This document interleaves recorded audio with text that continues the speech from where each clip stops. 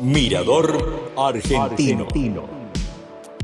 Producciones para televisión streaming presenta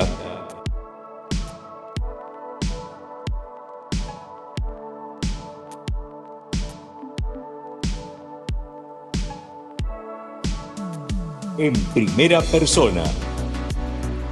Malvinas, 41 años a corazón abierto.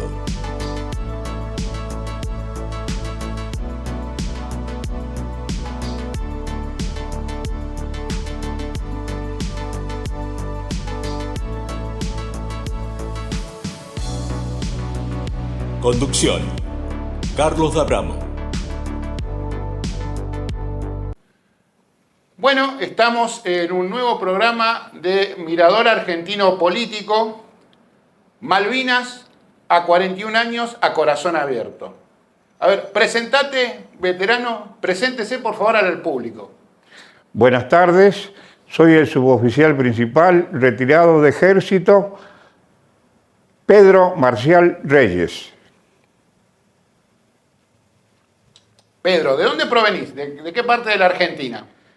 Bueno, he nacido en la provincia de San Juan y a corta edad mis padres nos mudamos a la ciudad de Mendoza, para ser más preciso, en un pueblo hermoso que se llama Tupungato, en el Valle de Uco. ¿Tupungato dónde está el cerro? Donde está el cerro, y se ve desde la ventana de una de las ventanas de mi casa, se puede apreciar el cerro Tupungato. Sí, ¿cómo fue tu niñez allá? Hermosa porque trabajábamos en familia, teníamos con mis padres, trabajábamos en el campo, hacíamos todo lo que era, todo lo que tenga que ver con la tierra. Ese trabajo lo hacíamos desde chico, lo hicimos con mi padre, tanto con la uva, el durazno, la papa, el tomate, la zanahoria, con todo tipo de cosas hemos trabajado, he hecho ese tipo de trabajo. Para el que no sabe, ¿cómo es trabajar la vid? ¿Cómo es trabajar la uva? Bueno, una vez que a los 4 o 5 años la cepa ha crecido y empieza a dar sus primeros frutos, los dueños de la finca contratan un plantel de personal que nunca baja de 100 para iniciar la vid, que es la cosecha de la uva. Con tijera y unos tachos de 20 litros, se va cortando con la tijera, se llena el tacho, se coloca en el hombro y se va corriendo a una escalera que está a la altura de la baranda del camión, y se tira el tacho, y de esa forma, cuando sale, le dan una fichita que significa que ha ganado un tacho de uva. Mirá vos, qué lindo que es eso, saberlo, porque la verdad yo no sabía cómo era. Porque una cosa es el vino que uno se toma en la casa y otra cosa es cómo se hace la vid. ¿Y en qué época del año se hace? Bueno, en invierno se procede a hacer la poda de todos los parrales y se va cortando todo el sarmiento que se desecha. El sarmiento vienen a ser las ramas de las vid. Y los primeros días de enero es cuando se empieza la cosecha de uva, la cosecha de la vid. Enero, febrero y marzo son los meses más fuertes de la cosecha de la uva. Por eso hay una fiesta muy popular allá en San Juan. Sí, está la fiesta de la vendimia, en Mendoza sobre todo, sí, que es la que se celebra todos los años, donde hay elección de reinas y se bendicen los frutos y se hace una fiesta muy agradable. ¿Tuviste una infancia feliz? Con muchas limitaciones en cuanto al bienestar mío, pero sí la puedo considerar una infancia feliz. Éramos muy humildes, mi hogar fue humilde, pero éramos felices. ¿Cómo fue tu llegada al ejército? Bueno, yo trabajaba en la tierra con mis padres hasta los 14 años. Empecé a los 14 años a trabajar en una fábrica de madera, donde se hacía el piso de parquet, y siempre escuchábamos la radio para entretenernos, y solía escuchar yo en la radio la propaganda que hacía la Escuela de Suboficiales Sargento Cabral para que todos aquellos interesados que tuvieran ganas de entrar al ejército, donde se nos brindaba la comida, estudio, y nos daban un futuro, yo siempre atendía a eso y me llamaba la atención. Y cuando cumplí los 15 años, tomé la decisión, consultándolo a mis padres, por supuesto, les dije que quería probar suerte en Buenos Aires y venir y ver si me podía incorporar a la Escuela de Suboficiales. Escribí una carta, me contestaron diciéndome que me presentara los primeros días de enero del año 1970 para hacerme la incorporación a la Escuela de Suboficiales Sargento Cabral. Ahí estuve 2 años como aspirante y me recibí como cabo en el año 1972. Ya una vez recibido, ¿cómo fue? ¿A qué unidad empezaste? ¿En qué unidades fuiste pasando? Bueno, fue una cosa bastante alegre el hecho de mi primer destino. Y resulta que yo, por mi promedio, podía haber elegido el destino que quería, por el promedio que yo había sacado, estaba en condiciones de elegir aquel destino, y elegí Paso Los Libres Corrientes, en el Regimiento 5 de Paso Los Libres. Y un muchacho, compañero mío, un aspirante, compañero mío, era de Corrientes y se casaba, y me fue a pedir por favor que le cambiara el destino, que me pagaba, que me daba todo lo que quería con tal de que yo le cambiara el destino, que él quería ir a Corrientes porque estaba preparando su casamiento y tenía su casita ahí. Me decía, ¿por qué por favor cambiame el destino? Bueno, y le digo, ¿a dónde te tocó a vos? Y a mí me tocó en el Regimiento de Infantería 26, que está en Neuquén. Bueno, le digo, déjame ver que yo voy a consultar con los amigos míos que van allá, a ver quiénes son los que van. Éramos 14 cabos que íbamos al Regimiento de Infantería 26 y tenía un grupo de amigos muy lindo en ese grupo. Entonces fui y le dije, te voy a dar una alegría, te voy a dejar que vayas vos al Regimiento 5 y yo voy a ir al Regimiento 26. Y esa fue mi primera unidad en el sur, el Regimiento de Infantería de Montaña 26. Viste que la infantería de montaña es distinta a las demás. De Sí. forma de entrenarse, de cómo hacer las cosas. Sí, sí. Tuviste que reentrenar un montón de cosas, ¿no? Y lo primero que aprendí a que el clima era muy duro, muy duro. Llegué un 14 de mayo del año 1973 y hacía un frío tal que nos tuvieron que dar una frazada para que abrigarnos porque no aguantábamos el frío con la ropa que nosotros habíamos llevado. Obviamente por desconocimiento de que no sabíamos que hacían tan bajas temperaturas, ¿no? Sí, es muy especial la instrucción que se recibe, porque tenemos, por ejemplo, a mí me tocó estar en una compañía montada y teníamos 168 mulas a cargo y teníamos que vivir primero para la mula y después para nosotros. Primero había que atender a la mula y después para nosotros. Y cuando salíamos al terreno, con marchas de hasta una semana de duración, hacíamos de 5 a 20 kilómetros por día, y cuando llegábamos al descanso, cuando llegaba la noche, teníamos que llegar, desmontar, desencillar la mula, y inmediatamente había que darle agua y comida a la mula primero. Después había que se llamaba encollarado, que se llama, que era que atar a todas las mulas juntas para que no se vayan. Lógico.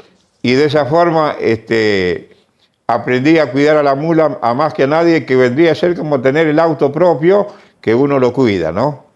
Sí, tiene un valor muy importante la mula, porque es la vida de uno. Ahí está el alimento, está todo lo que necesita un grupo para poder avanzar, más cerca de precordillera y cordillera. De hecho, San Martín cuidaba más a las mulas que a los caballos. Sí. Es un animal muy noble y aprendimos mucho para convivir con ellas. Hacíamos ejercicios finales a muy larga distancia de lo que era la unidad y nos íbamos por 30 días y teníamos que embretar a las mulas con los cañones, con las ametralladoras, con los morteros, con los morrales que teníamos que llevaban que eran de cuero. Ahí se llevaba toda la munición, se llevaba todo el equipo de combate del hombre, se llevaba todo en la mula, se llevaba absolutamente todo en la mula. O sea que aprendimos a quererla a la mula porque era la que nos llevaba todo. Claro. Che, y de allá, bueno, está en el 7 dijimos, ¿no? Porque me quiero equivocar. Porque en el 7. ¿Cómo llegaste a Malvinas? ¿Cómo fue? Bueno, un día 12 de abril del año 1982, estando en los bosques de Seiza, instruyendo a la clase 1963, recién incorporada, el día 2 de abril, sentimos por los parlantes que anunciaban con el himno nacional y ordenaban urgente reunión en la Plaza de Armas, que se había improvisado en un descampado, donde estaba el mástil. El jefe de unidad daba la orden de que nos teníamos que presentar todos inmediatamente porque tenían que informarnos de una novedad muy importante. Bueno, fue así como me enteré por boca del jefe de unidad, el teniente coronel Jiménez, que nos decía de que habíamos recuperado las Islas Malvinas y que nosotros habíamos recibido la orden de replegar todo hacia el cuartel porque habíamos sido designados para ir a Malvinas. Así que nosotros inmediatamente hicimos desarmar todo el campamento que teníamos armado con los soldados clase 62 y de esa manera rápidamente volvimos al asiento del Regimiento 7 que estaba en aquel entonces en el viejo regimiento, en la calle 19 y 51, en la ciudad de La Plata. He tenido a través de mi carrera una serie de destinos, he estado en varios destinos, he recorrido gran parte del país, y entre uno, estando en Tupungato, después de Junín de los Andes, fui a Tupungato, Mendoza. Tuve nada más que un año y por orden del jefe del regimiento me salió el pase a la Escuela General Lemos. De la Escuela General Lemos, después de 3 años de haber estado en la Escuela de Apoyo de Combate General Lemos, me salió el pase al Regimiento 7 de Infantería Mecanizado Coronel Conde, que se encontraba en su asiento antiguo, que era en la calle 19 y 51. De esa forma llego yo al Regimiento 7. Mira. Bueno, ¿y qué desempeño tuviste allá en el regimiento? ¿Cómo fue una vez que ya estabas ahí? Bueno, armaron todas las compañías, inmediatamente dieron de baja a la clase 63 y es muy importante que cuente esto porque es casi primordial la importancia que tiene lo que voy a contar. Se dio de baja la clase 63 inmediatamente.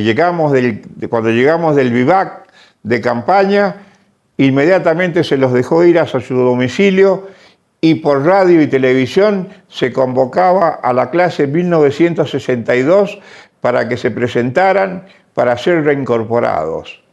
Entonces, obviamente, como es de lógico entender, todos los soldados con mucho entusiasmo se presentaron.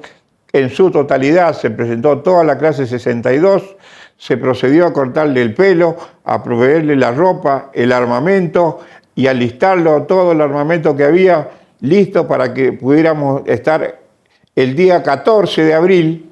El día 14 de abril fue el día X para nosotros, que llegamos al Palomar y nos embarcaron en un 707 de Aerolíneas Argentinas partes. Primero iba una compañía, después otra y así sucesivamente.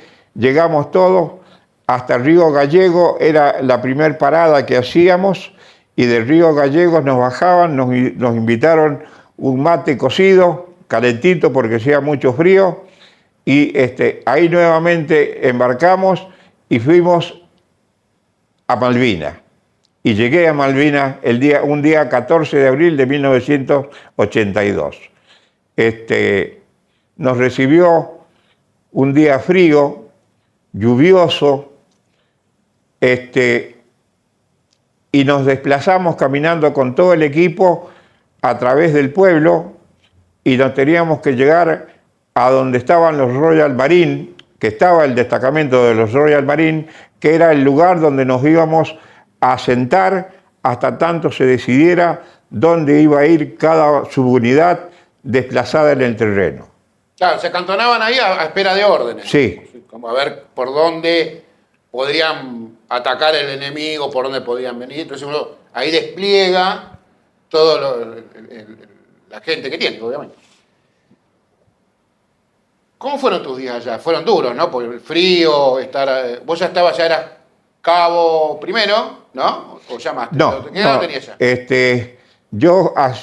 Yo fui a Malvinas siendo sargento primero. Sargento primero, perdón. Ya por los años, usted del 75, yo tenía 10 años de carrera. Tenía 27 años y era sargento primero, y fui encargado de una sección de la compañía A, y fuimos todos al Moby Brook a esperar hasta que el jefe del regimiento diera la planificación para ver dónde iba a ir cada compañía.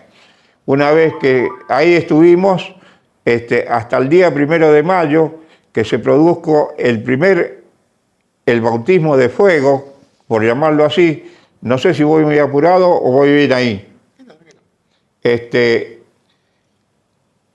Ahí se produce el bautismo de fuego sin habernos todavía desplegado nosotros en el terreno. Estábamos todos en ese lugar, todo el regimiento 7 estaba en ese lugar.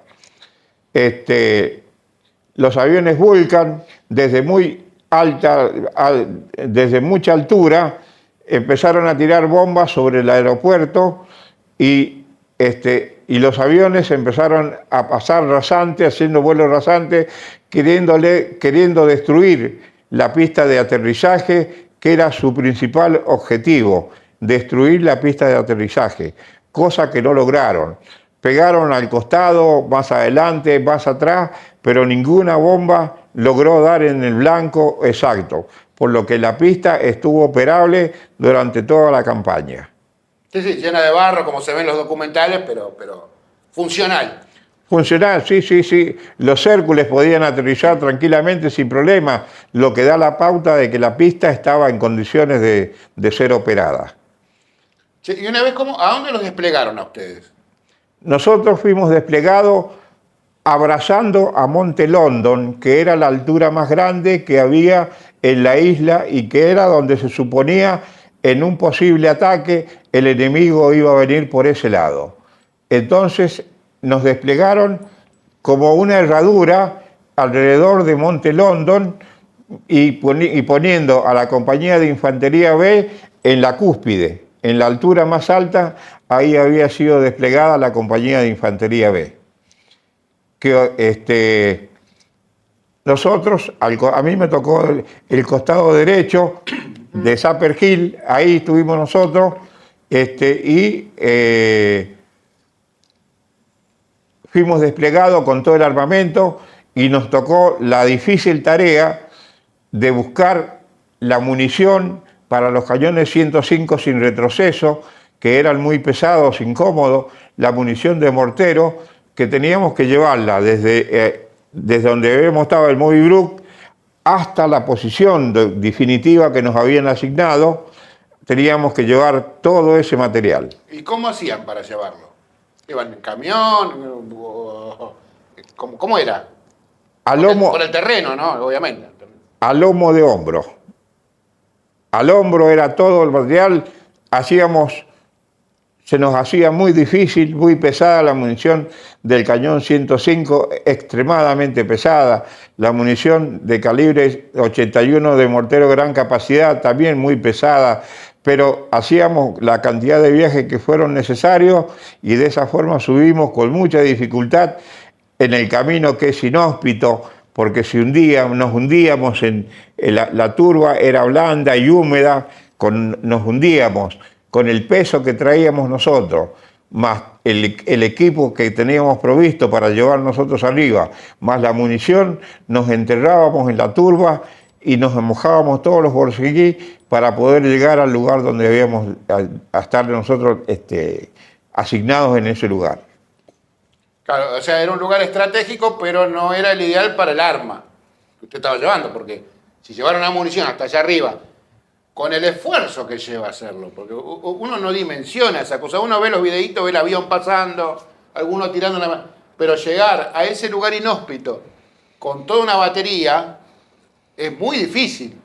Por eso es lo que yo entiendo lo que decís vos, ¿entendés? Y me doy cuenta del sacrificio que tuvieron que hacer. Sí. Fue realmente muy sacrificado todo el movimiento que tuvimos que hacer nosotros, teniendo en cuenta que los británicos, ellos lo hacían todo con helicópteros y nosotros veíamos con impotencia cómo ellos movían sus piezas de artillería, morteros, y los movían con los helicópteros y nosotros podíamos apreciar que llevaban las piezas de artillería y las movían como querían y nosotros no podíamos hacer absolutamente nada. Primero porque nuestras armas no estaban al alcance del fuego eficaz, no estaban, ellos se ponían a una distancia de nuestras armas no les hiciera nada, para que estuviéramos fuera del alcance de sus armas.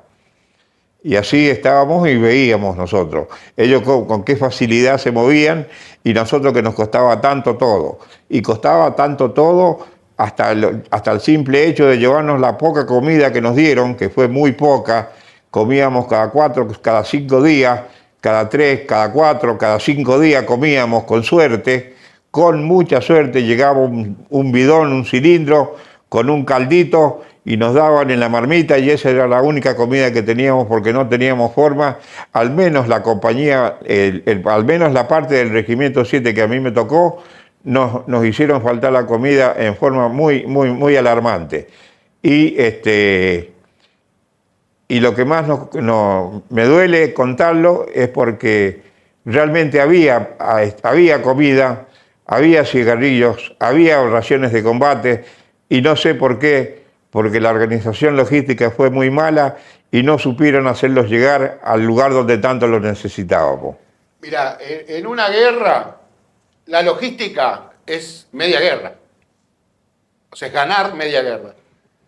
Lamentablemente nosotros en la logística se falla, y se sigue fallando hasta el día de hoy, en un montón de cosas. Muchos que estuvieron cerca del aeropuerto nos dicen, mira, nosotros la falta de alimento no la tuvimos. Pero sí cuentan que cuando se alejaban, la gente que estaba, como el caso de ustedes, era muy complicado llevarles las cosas, o que vengan a buscarlas, esas descoordinaciones que había. O sea, no había un puente que es vital, que es el alimento, bueno, lo que se necesita, munición. Para mí fue una de las causas de por qué después se perdió, digamos, ganó el ejército inglés. Sí. Como usted lo ha dicho, la logística es el punto primordial de una guerra.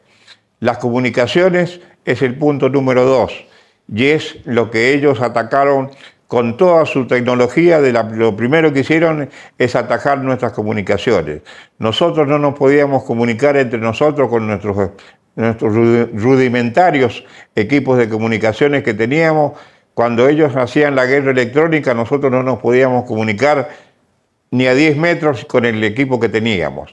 Y ellos sí, tenían toda la comunicación posible, la tenían de hombre a hombre sin problema. Y nosotros, cuando ponían en práctica la guerra electrónica, no teníamos forma de comunicarnos.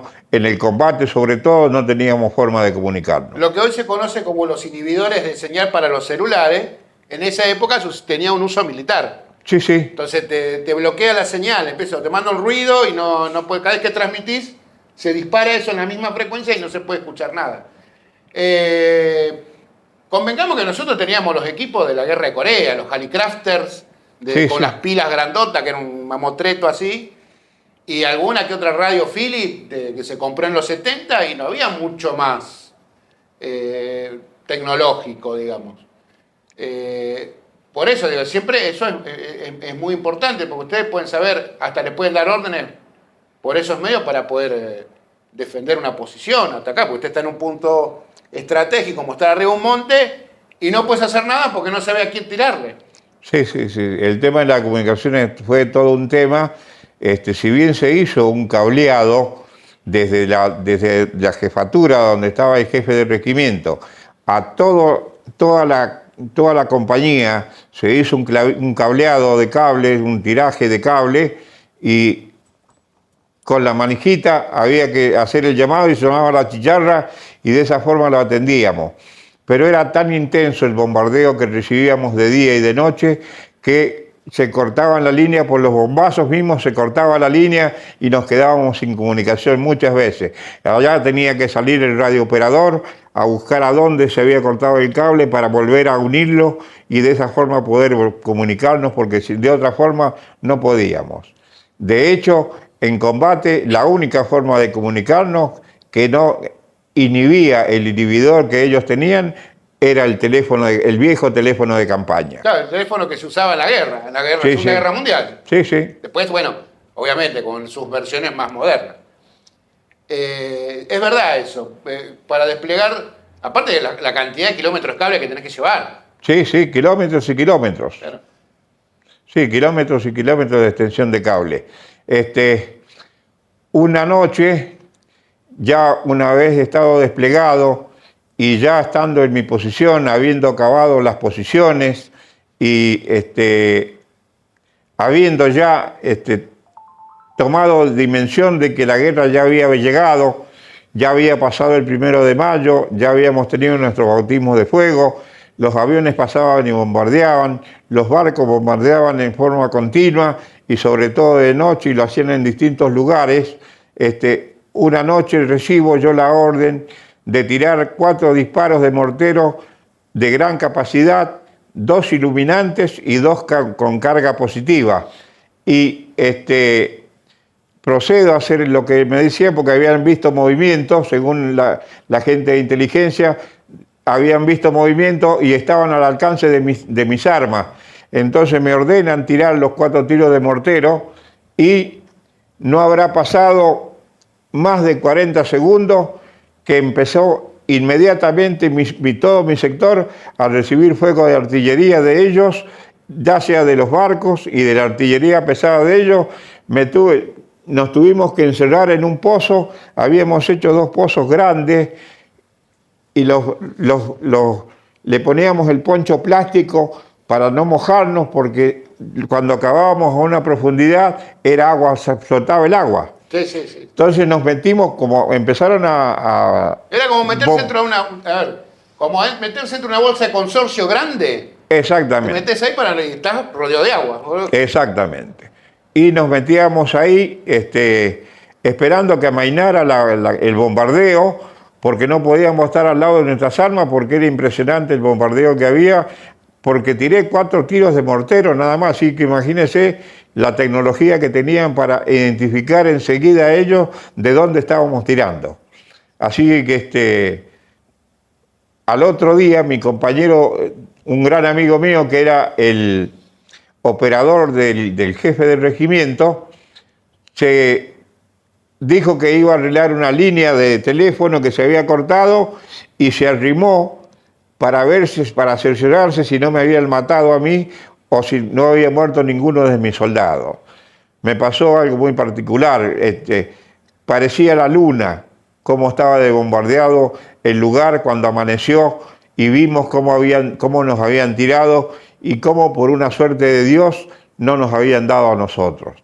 Porque veíamos brillar las esquirlas, cómo se enterraban en los cajones de madera, cómo volaban y se incrustaban en los pequeños montículos que habían, Era impresionante cómo nos bombardearon esa noche y Juan Carlos Fernández, que era mi mejor amigo y era el radiooperador, se arrimó para ver cuáles eran las bajas que yo había tenido. Y gracias a Dios, a pesar de que tuve un episodio bastante complicado con uno de mis soldados, que le agarró un ataque de pánico y se salió del pozo y salió a gritar, gritando: quiero morir, quiero morir, quiero morir, y gritaba: quiero que me maten, totalmente fuera de sí. Se enajena uno en ese momento, se pierde, porque hay gente que lo puede tolerar ese momento, como hicieron ustedes. Bueno, en este momento hay que guardarse y ver qué pasa. Y gente que ante esa circunstancia hace otra cosa. Sí, es así. Bueno, pero la cuestión que salvamos la noche y no nos pasó nada, gracias a Dios, fue ese bombardeo, y después tuvimos otro naval también que nos tocó a nosotros y nos dieron muy de cerca, y habíamos puesto todos los proyectiles de mortero en un montículo, habíamos hecho con la pala Lineman, habíamos cavado y ahí habíamos puesto los morteros para que no se humedecieran tanto, la munición de mortero que no se humedeciera, y la habíamos puesto separado y rogábamos a Dios de que no cayera ninguna bomba ahí, porque si no íbamos a volar todo, seguro, Sí, con seguridad. Con seguridad. Vamos a parar un minutito y ya continuamos con el programa. Estamos justo.